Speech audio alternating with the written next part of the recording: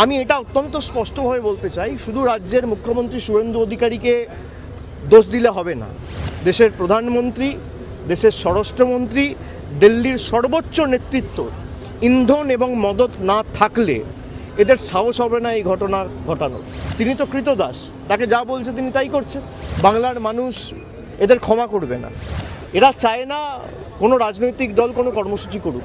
State sponsored কালকে যে ঘটনা ঘটেছে, এবং মমতা বন্দ্যোপাধ্যায় শুধু তো তৃণমূল কংগ্রেসের দলনেত্রী নন, তিনি 3বার রাজ্যের মুখ্যমন্ত্রী হয়েছেন, 7বার এমপি হয়েছেন, দীর্ঘদিন ধরে রাজনীতি করছেন, এবং আগেও দুবার রেল মিনিস্টার, একবার স্পোর্টস মিনিস্টার, একবার কোল মিনিস্টার, 4বার মন্ত্রিত্ব চালিয়েছেন।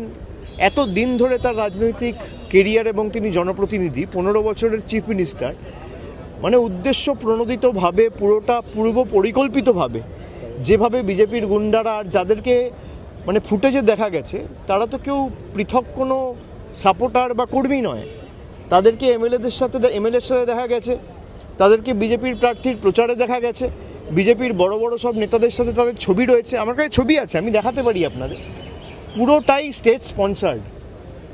এরা চায় না বিরোধী রাজনৈতিক দল থাকুক, বিরোধী রাজনৈতিক দলের নেতারা বেঁচে থাকুক, প্রাণে মারতে চায়। গতকালের যে ঘটনা এটা আবার প্রমাণ করছে। আপনারা দেখেছেন, আমি যেদিনকে এয়ারপোর্টে গেছিলাম, এখানে স্পিকারের সাথে দেখা করতে এসেছিলাম, সেদিনকে রাত্রে কলকাতায় ফিরে যাওয়ার সময়, খুব সম্ভবত 19শে জুন, এয়ারপোর্টে বন্দুক হাতে দেখা গেছে বিজেপির এক দুষ্কৃতীকে। এখনও পুলিশ তাকে অ্যারেস্ট করেনি। তার সাথে শুভেন্দু অধিকারীর ছবি রয়েছে, যিনি বর্তমানে এখন বাংলার মুখ্যমন্ত্রী। যিনি বন্দুক হাতে এয়ারপোর্ট গেছিলেন, তাকে পুলিশ এখনও পর্যন্ত গ্রেফতার করেনি। তার কারণ, তাকে মদত দিয়েছে বাংলার মুখ্যমন্ত্রী শুভেন্দু অধিকারী। গতকালের যে ঘটনা ঘটেছে পুরোপুরি স্টেট স্পন্সার্ড, এবং রাজ্য সরকারের সম্পূর্ণ মদত এই ঘটনার পিছনে না থাকলে কারো সাহস হয় না। যে ফুটেজগুলো গাড়ি থেকে রেকর্ড করা হয়েছে, পিছনে যেভাবে মানে এলো পাথারি, ইট, পাটকেল, কাদা এসব ছোড়া হয়েছে, এরা চায় না কোনো রাজনৈতিক দল কোনো কর্মসূচি করুক। আমাদের কোনো মিটিংয়ের পারমিশন দিচ্ছে না। কেন এত ভীত সন্ত্রস্ত কেন তৃণমূলকে নিয়ে? এত ভয় কিসের? দল ভাঙানির খেলা করেছেন, তৃণমূল কংগ্রেসের এমপিদের ভাঙিয়েছেন, এমএলএদের ভাঙিয়েছেন। আর এখন যারা বিরোধী দলের তকমা পেয়েছে, তারা তো আমি দেখলাম না গত 2 মাসেও, তকমা পাওয়ার পরেও বিজেপির কোনো রাজনৈতিক নেতার বিরুদ্ধে কোনো আক্রমণ, কোনো একটা সাংবাদিক বৈঠক করে আক্রমণ করে দুটো ন্যায্য প্রশ্ন বা দাবি, মানুষের দাবি নিয়ে সরবতি। তারা আক্রমণ করছে তৃণমূল কংগ্রেসকে, তারা আক্রমণ করছে মমতা বন্দ্যোপাধ্যায়কে, তারা আক্রমণ করছে আমাকে, তারা আক্রমণ করছে এখনও যারা তৃণমূল কংগ্রেসকে ভালোবেসে দলটা করছে তাদের। এই বিজেপি আর বিজেপির বি টিম মিলে বাংলাটাকে শেষ করেছে। আমার বিশ্বাস যে বাংলার মানুষ 3 মাসে এরা যা দেখিয়েছে, বাংলার মানুষ এদের ক্ষমা করবে না। অন্নপূর্ণার ভাণ্ডার নিয়ে প্রতিশ্রুতি দেওয়া সরকার ক্ষমতায় আসার পর অন্নপূর্ণা ভাণ্ডারের পর বুলডোজার চালিয়েছে।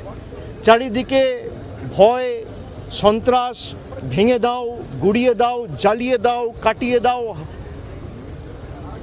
গুড়িয়ে দাও, এই রাজনীতি, ভয়ের রাজনীতি। তারা বলেছিল ভয় আউট, ভরসা ইন। আজকে বাংলার মানুষ দেখছে 3 মাসের যে সরকার, ভরসা আউট, ভয় ইন। মানুষকে দেওয়া যত প্রতিশ্রুতি সব বন্ধ, সব একটাও পূরণ করেনি। কোনো প্রতিশ্রুতি এখনো পর্যন্ত পূরণ হয়নি। বলেছিল যুবশক্তি টাকা দেবো 1500 টাকা করে, 3000 টাকা করে, দিতে পারেননি। আমাদের সরকার দিয়েছিল বলার সঙ্গে সঙ্গে 1 মাসের মধ্যে। গত 5 বছরে আপনি একটা মহিলা দেখাতে পারবেন না বাংলায় যে বলতে পারবে যে লক্ষ্মীর ভাণ্ডারের যোগ্য প্রাপক হয়ে তিনি টাকা পাননি। আজকে প্রায় 3 মাসের মধ্যে 1 কোটি মহিলাকে অন্নপূর্ণা ভাণ্ডারের লিস্ট থেকে বাদ দিয়ে দেওয়া হয়েছে। এই সরকার দিল্লির তল্পিবাহক হিসেবে কাজ করছে, জমিদারদের অঙ্গুলি হেলনে চলছে। এবং কালকের যে ঘটনা, আমি এটা অত্যন্ত স্পষ্টভাবে বলতে চাই, শুধু রাজ্যের মুখ্যমন্ত্রী শুভেন্দু অধিকারীকে দোষ দিলে হবে না। এর পিছনে প্রত্যক্ষভাবে মদত দিল্লির নেতাদের রয়েছে। দেশের প্রধানমন্ত্রী, দেশের স্বরাষ্ট্রমন্ত্রী, দিল্লির সর্বোচ্চ নেতৃত্ব ইন্ধন এবং মদত না থাকলে এদের সাহস হবে না এই ঘটনা ঘটানোর। পুরোপুরি মদত দিয়েছে দেশের প্রধানমন্ত্রী, স্বরাষ্ট্রমন্ত্রী এবং বাংলার মুখ্যমন্ত্রী শুভেন্দু অধিকারী। এটা এক্সিকিউট করেছে। তিনি তো কৃতদাস, তাকে যা বলছে তিনি তাই করছেন।